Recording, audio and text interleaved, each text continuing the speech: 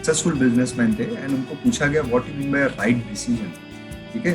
तो बोले ऐसा कोई लॉ है नहीं लाइफ में, the only way to take right decision is wrong decision, nothing else. So it's very very important you take decision, that's very very important.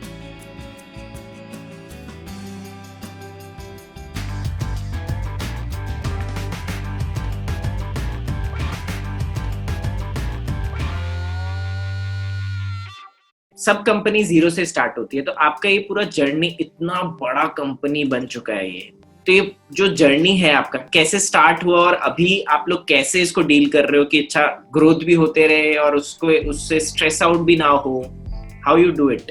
Journey बहुत हमारी एक अलग ही अनोखी जर्नी है and I am glad that ये journey को लोग आजकल एक सक्सेसफुल रूप में लेते हैं and as a case study बातें करती है। सो हमको भी खुशी होती है, एक मोटिवेशन फैक्टर मिलता है, प्राउड होता है कि यस इतने 21 साल के कम समय में एक इलेक्ट्रिकल सेक्टर में टॉप पोजीशन में हम लोग आज पहुंचे हैं। उसके लिए मैं मेरे कस्टमर्स और जितने मेरे कंपनी के साथीदार हैं मैं उनका सबका बहुत बहुत धन्यवाद देता हूँ। Because of them we are here, including our suppliers who are our shareholders. ये जर्नी ऐसा है कि मेरे ग्रैंडफादर बांग्लादेशी कौन है, वहाँ पे भी हमारा बहुत अच्छा कारोबार था तभी, बट 1947 में जब ये सेपरेशन हुआ तब he had to migrate to Nepal and तब उन्होंने वापस अपनी जर्नी रिस्टार्ट की। तो गारमेंट्स का काम चालू किया वहाँ पे, तो साड़ी की शॉप चालू की काबरा एम्पोरियम के नाम से। यू वोंट बिलीव आज भी पीपल वो शॉप अभी भी है। So after so many years, it has been still running and it feels proud. Okay, जो सीड उन्होंने वहाँ पे बोया था वो आज भी चलते आ रही है। And then 1960s में मेरे ग्रैंडफादर भारत आए थे, उनके एक दोस्त के साथ वो पवई लेक के पास खड़े थे एंड वहाँ पे उन्होंने काफी सारी येलो बसेस देखी and then he suddenly question came in mind कि ये क्या हो रहा है यहाँ पे, and he saw company call L&T वहाँ पे। And then his friend said ये कंपनी सबको जॉब देती है, इलेक्ट्रिकल सेक्टर में है और ऐसे ऐसे काम करते हैं। He was suddenly like impressed and said wow, मैं वहाँ जाके वहाँ बैठ के क्या कर रहा हूँ एक साड़ी की दुकान में।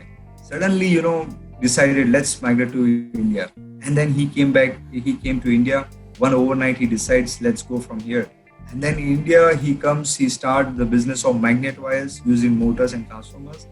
और 1964 में एक पार्टनरशिप के साथ स्टार्ट किया इंदौर से एंड देन वहाँ पे भी ज़्यादा लंबा नहीं समय चला। 1971 में ये पूरा फैमिली हमारी पूरी यहाँ पे बॉम्बे सेटल हुई और यहाँ पे जाके फिर हम लोग ने वापस मैग्नेट वायर जो बिजनेस था उसको कंटिन्यू किया। एक ट्रेडर्स के तौर पे हम लोग हमेशा बढ़ते गए आगे। 1986 में ख्याल आया let's start with small scale unit of magnet wire. वहाँ से एक MEW करके कंपनी से शुरुआत की। 1994 में उसको और थोड़ा बढ़ाया हम लोग ने, IPO लेके आए रामरत्न वायर्स के नाम से। एक 1999 में टर्न अराउंड हुआ हमारा जब RR काबिल की शुरुआत हुई and this is where the whole group and thought process turn around and RR Kabil की स्टार्ट हुई। फिर 1994 में मल्टी लेवल कार पार्किंग आया, फिर 2009 में बसबा डिवीजन को एक्वायर किया, फिर 2012 में बांग्लादेश में प्लांट सेटअप किया हम लोग ने। 2014 में कंज्यूमर ड्यूरेबल में गए, 2018 में हम लोग ने दुबई में प्लांट ओपनिंग किया, 2019 में हम लोग ने स्कूटर का प्लांट लेके आए एंड 2020 में अभी HT केबल लॉन्च किया है and there many expansions on. So कभी भी हम लोग ने विपल अपने आप को रोका नहीं, हम लोग ने एक बहुत अच्छा काम किया, दैट वाज प्रोएक्टिव डिस्ट्रप्शन।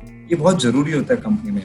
हम लोग क्या होता है 20 साल 25 साल काम करने के बाद सब लोग एक कॉम्प्लेसेंट जोन में चले जाते हैं, which is very very dangerous for the car. Looking success and believing that it will continue is something looking as a rear mirror in the car while driving.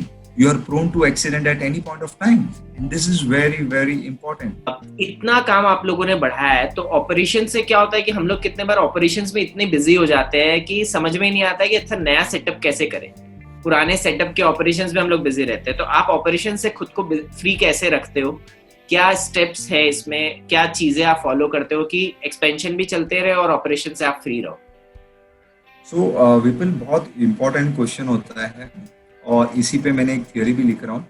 Generally क्या होता है जब people काम करते रहते हैं they get intoxicated with working culture. Power आ जाता है ना, उसका इंटॉक्सिकेशन आ जाता है, एक नशा आ जाता है उसी का energy and this is where they are not able to trust others, and this is where the organization never able to grow.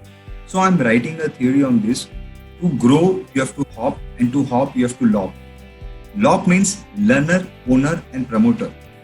So you have to pass through all these three journey.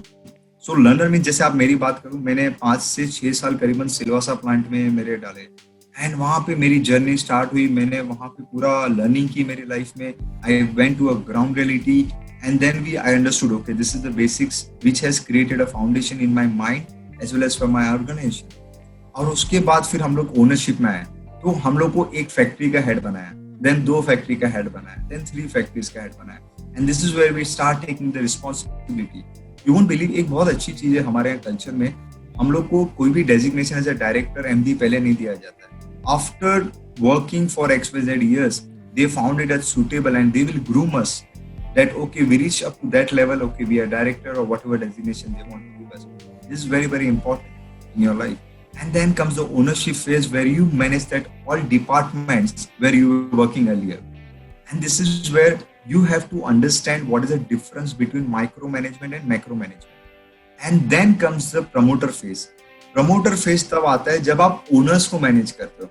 So you won't believe, आज मुझे Silvassa plant गए, and probably my father as well. He used to be staying there for 4 days in a week. Now I think he goes only 1 or 2 days max in a month. So this is the agility we have taken and route we have adopted. So we have converted ourselves from owners to promoter. नहीं तो आज इतने expansion नहीं हो सकते. People, आज बताइए कौन सी फैक्ट्री है जब अगर ओनर्स भी खुद उधर बैठा है, कहाँ मेंटेनेंस नहीं आता है, कहाँ फाइनेंशियल्स की तकलीफ नहीं आती, कहाँ आज मजदूर नहीं आता है. हर रोज ये तकलीफ होने वाली है. There is not a single day, in spite you sit there or not, it will happen. So you have to decide what is your priority. Is it that urgent thing which you have to handle or someone else can handle, right? You know the driving, सबको driving आती है, फिर भी हम driver रखते हैं India में. क्यों? Still you are delegating the work so that you can keep your mind free. While he is driving, you are focusing on other things on the mind. And this is the biggest mistake we do. We don't allow others to drive the company. We don't trust them. And this is where we are stuck that ownership. आज डीमार्ट और एक small दुकान में difference क्या है? आज अगर दमानी जी एक दुकान पे जाके बैठने लग जाए, you think he will be able to grow? नहीं हो सकता. So this is a whole ideology. It's just a mindset. The trust. जैसे आप ड्राइवर पे ट्रस्ट कर रहे हो कि वो गाड़ी ढंग से चला रहा है, मैं सुरक्षित घर पहुंचूंगा, ये सेम चीज आपको अपने कंपनी में अप्लाई करनी है. You will be successful. So ये ओनरशिप से प्रमोटरशिप पे जो कन्वर्ट होना है, आपको पहुंचना है, ये बहुत जरूरी है. So, इन सब ये पूरी जर्नी में आपने सबसे बड़ा चैलेंज क्या फेस किया है और उसको आप ओवरकम कैसे किया आपने? See, people, I appreciate जिंदगी जब तक है तब तक चैलेंजेस रहने वाले, ठीक है. सो इसका कोई अंत नहीं है. नाउ क्वेश्चन ऑफ बड़ा चैलेंज या छोटा चैलेंज, हर चैलेंज इंपॉर्टेंट होता है. हाँ, अगर मैं मेरी निजी जिंदगी की बात करूँ तो हमको सबसे बड़ा चैलेंजिंग जो आया था, बांग्लादेश में पार्टनरशिप लेके आना और प्लांट सेटअप करना. तो हमारी जो लीडरशिप टीम थी, मैं उसमें से एक और मेरे 2 कलीग्स थे, बहुत कड़ी मेहनत की और वास्तविकता में पार्टनर्स लेके आना इटसेल्फ वहाँ पे एक टास्क था. You won't believe. एंड तो हम लोग जब कन्विंस करने गए तो हमको कन्विंसिंग में 6 महीने निकल गए हमारे लाइफ में. सोचो, आप कन्विंस करने में 6 महीने निकल गए, उसके बाद और 6 महीना इम्प्लीमेंटेशन में गए. एंड जैसे जैसे हम लोग आगे बढ़ रहे थे, जो भी स्टेप ले रहे थे वो सब अगेंस्ट जा रहे थे हमारे. चाहे वो बैंकिंग के फाइनेंस ले लीजिए, चाहे हम लोग ने जो फैक्ट्री आगे देखी थी तो वहां पे गैस पावर नहीं मिला, और फिर हम लोग को वापस नई शुरुआत करनी पड़ी. फिर हम लोग ने कैसे भी करके ग्राइंड पे फैक्ट्री चालू की. तो एक दिन सडनली वहां पे बहुत डेंस रेनफॉल आता है, इतना पानी भर गया कि जो हमारी फर्नेसेस थे उसमें भी अंदर पानी चले गए थे सिंटरिंग में. तो वापस पूरा बनाया. फिर जब हम लोग पूरा फैक्ट्री चालू कर रहे थे तो वहां पे एक कैथोड पे ड्यूटी स्ट्रक्चर सडनली चेंज हो गया, पूरा बन गया सब. अब वो स्ट्रक्चर चेंज करने के लिए आपकी पूरी इकोनॉमिक्स ऑफ स्केल बिगड़ जाती है. तो फिर हम लोग को और एक फर्नेस पूरा बड़ा डालना पड़ा to maintain the cost efficiency. So एक के बाद एक स्टेप जब लेते जा रहे थे, इतने चैलेंजेस आते जा रहे थे कि वी वर लाइक कि क्या हो रहा है, ये फैक्ट्री कब बनेगा, इट्स लाइक समथिंग ताजमहल बना रहे हैं हम लोग. सो वाले हैं, बट हम कहीं ना कहीं वो जो जीत की भावना है, जज्बा है, वो हमेशा रखते हैं और उसको पार करके जाएंगे. इस दुनिया में बिल्कुल 3 तरीके के लोग होते हैं. पहला जो होता है वो कोई भी चुनौती को देख के डर जाता है और वहीं का वहीं रहता है, वो अपने कंफर्ट जोन में बैठा हो।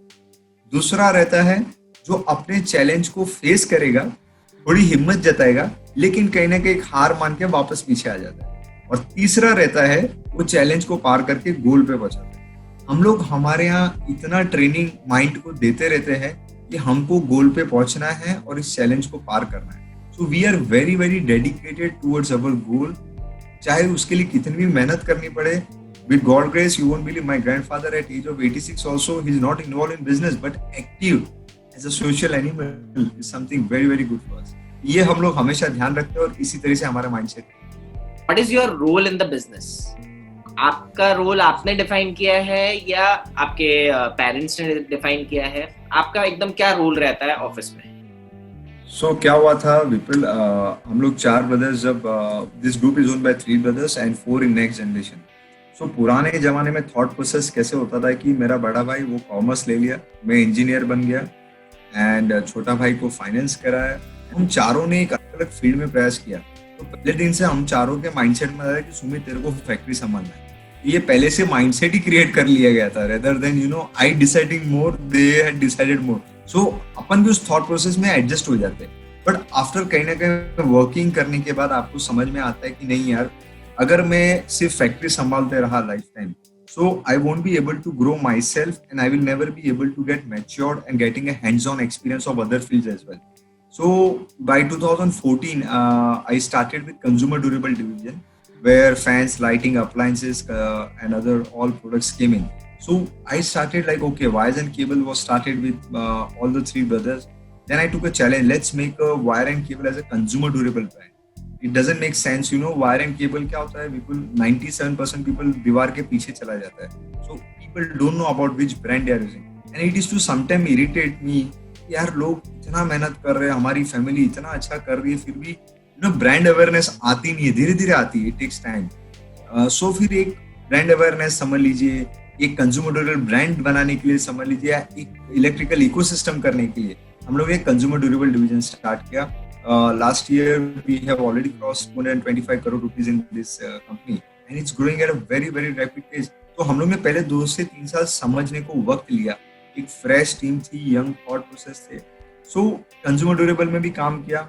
अभी जहाँ जरूरत है, like now I have make my strength on the technical side, at the same time I have made my strength on the marketing and the sales side. काफी अनुभव मुझे मिला कंज्यूमर ड्यूरेबल में काम करने का। देखिए, कोई भी चीज को बिल्कुल काम करने के लिए टेक्नो कमर्शियल आदमी सबसे अच्छा रहता है। That is very very important. और अगर वो चीज आप में आ जाती है ना, then you can master any businesses of the world. आप लोग तो फैमिली बिजनेस हो साथ में, तो डिस्प्यूट और ये सब होते होंगे जिसमें आप लोग तो सब लोग साथ में रह रहे हो, तो वो चीज आप लोग कैसे मैनेज करते हो? यार विपुल, जहाँ लोग रहेंगे ऑब्वियसली फ्रिक्शन रहेगा, और फ्रिक्शन ही एनर्जी जनरेट करती है। सो ये बहुत जरूरी है। जहाँ नहीं होता है तो वहाँ कुछ गलत है, मैं तो उल्टा बोलता हूँ। ये होते रहना चाहिए, हर ऑर्गेनाइजेशन में रहना चाहिए। I am blessed that we have a very very open culture of discussion where the elders also take it as a what is right for the company rather than who is right for the company. ये हमारे यहाँ बहुत एक अच्छा culture है, ये हम लोग फॉलो करते हैं। So this is something very good. And हम लोग एक बहुत अच्छा एक स्टेटमेंट बोलते हैं, ठीक है, आज हम लोग साथ में हैं, तो हम लोग का एक बहुत अच्छा ग्रैंडफादर स्टेटमेंट बना है, हमारे बीच में मतभेद है लेकिन मनभेद नहीं है। This is a statement we repeatedly say and which is keep bonding. मैंने अभी एक मेरा प्रोवर्ब लॉन्च किया है, is the bonding which will last long, not the binding. So वो बॉन्डिंग को आप इतना स्ट्रॉन्ग बनाते रहिए लाइफ में कि ये सब चीजें आती रहेगी, but you how to ignore that, and this is where. तो सबसे बड़ी चीज होती है कोई भी फैमिली बिजनेस को ग्रो करने के लिए, अगर साथ में ग्रो करना है, वो है समझौता। ये आप रखोगे आपके परिवार में, तो कोई भी चीज आपकी हमेशा ग्रो होगी।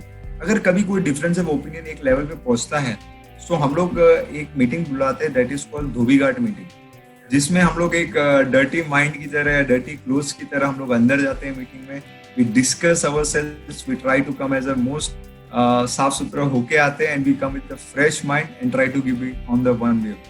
तो ये ठीक है, हर घर की कहानी है, हर कंपनी की कहानी है, बट इसको मैनेज करना पड़ता है और आगे ग्रो करना है।